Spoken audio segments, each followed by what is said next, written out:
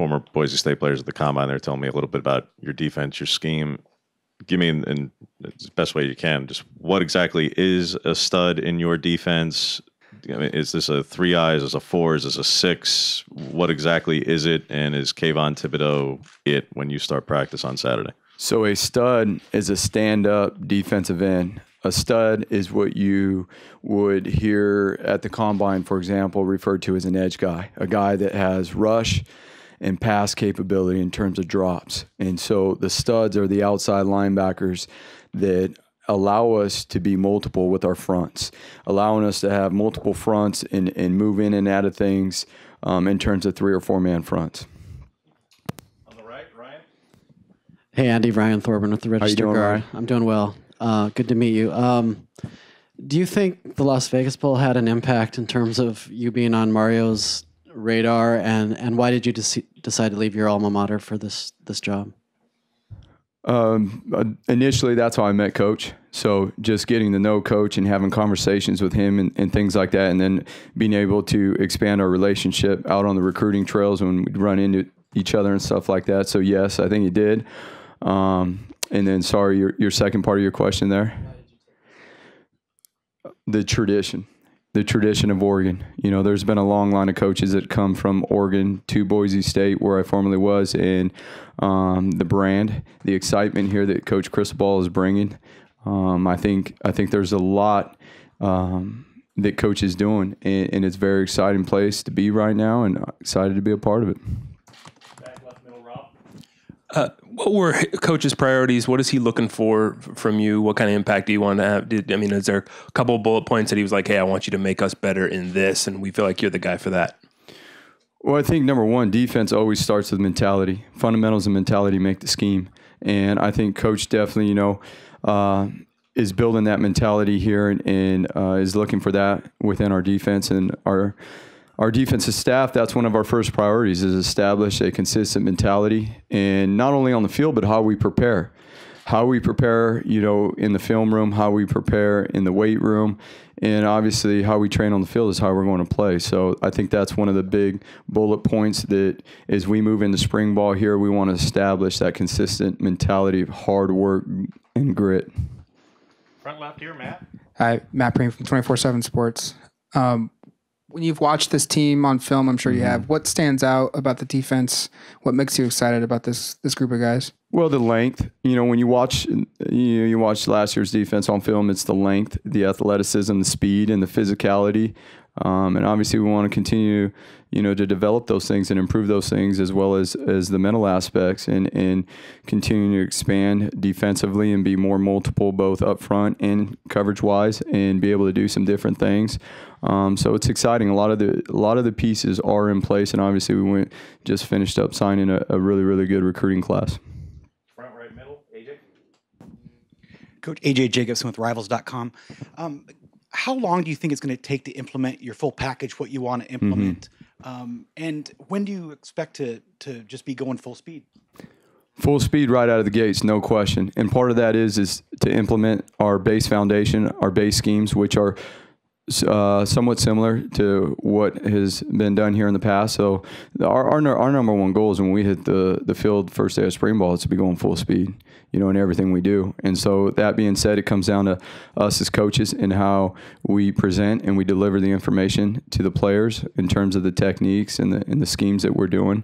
Obviously, it's going to be a progression throughout spring ball. We have time. We don't need to rush into piling the schemes and things like that on the players early. We want them to get out there and have fun and fly around and play fast and attack that ball.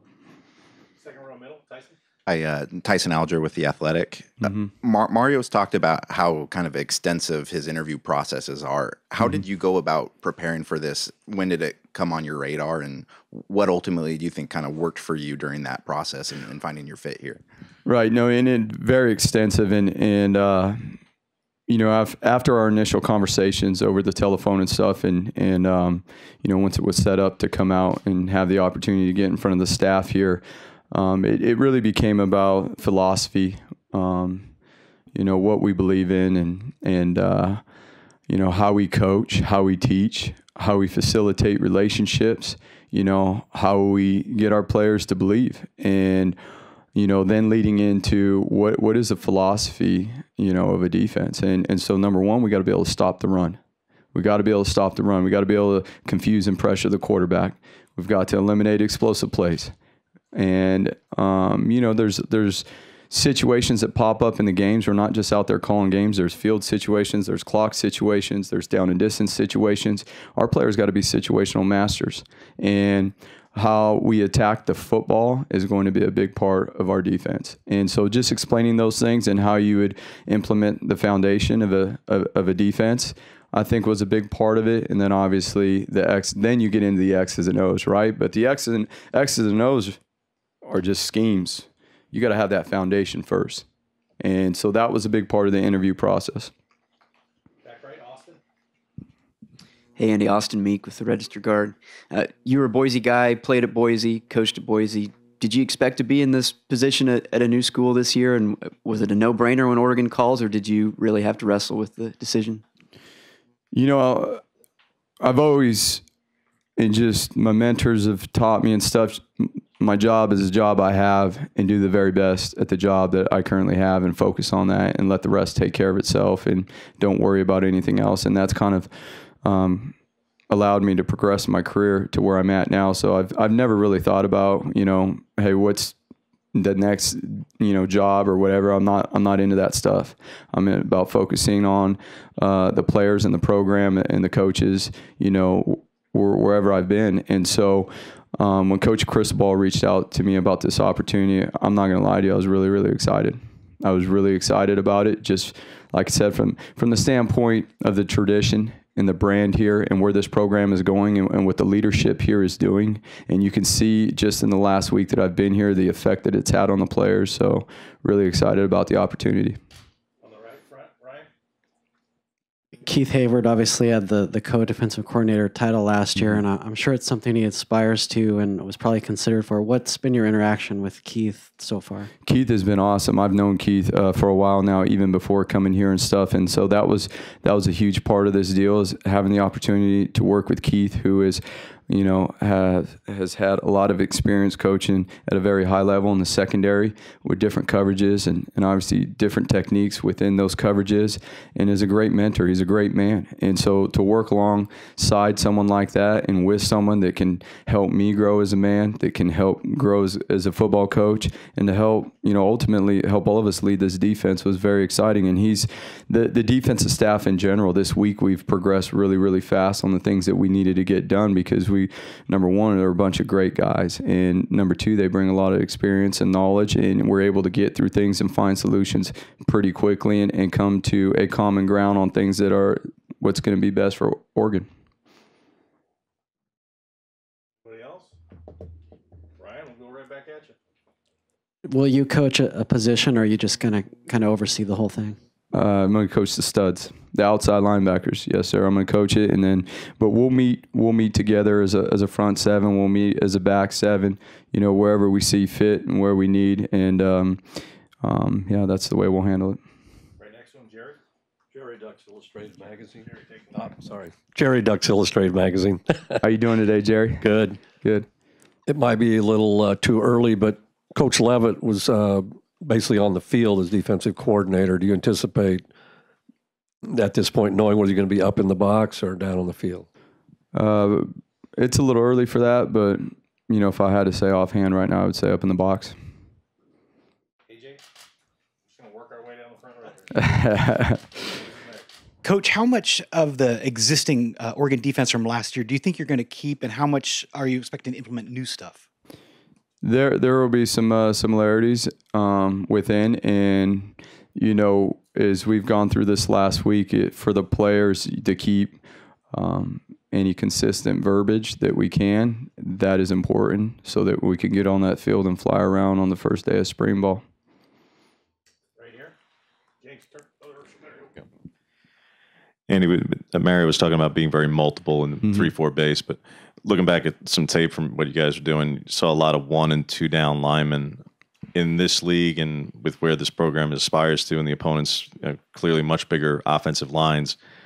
How much do you think you can really incorporate 1 and 2 down sets where it's almost like I'm guessing a 2.45 and a 1.55 at times. How much does that really apply when the caliber of opponents and the size of opponents is just that much bigger?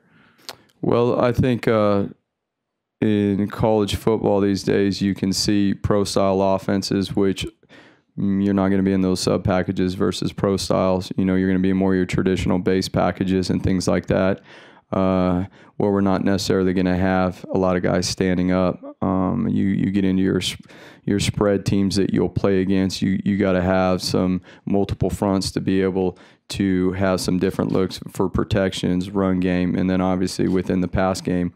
And so having being able to be a multiple defense allows you to adjust to the personnel you're facing each and every week. And it comes down to teaching fundamentals and techniques, and that way you can use different players in different roles, and it's a long season too. So being able to create roles for guys and create depth is a big deal. When in your playing career did you kind of realize that coaching was going to be an option for you? And I saw that you went and coached high school shortly thereafter. Is that kind of where that fostered a bit?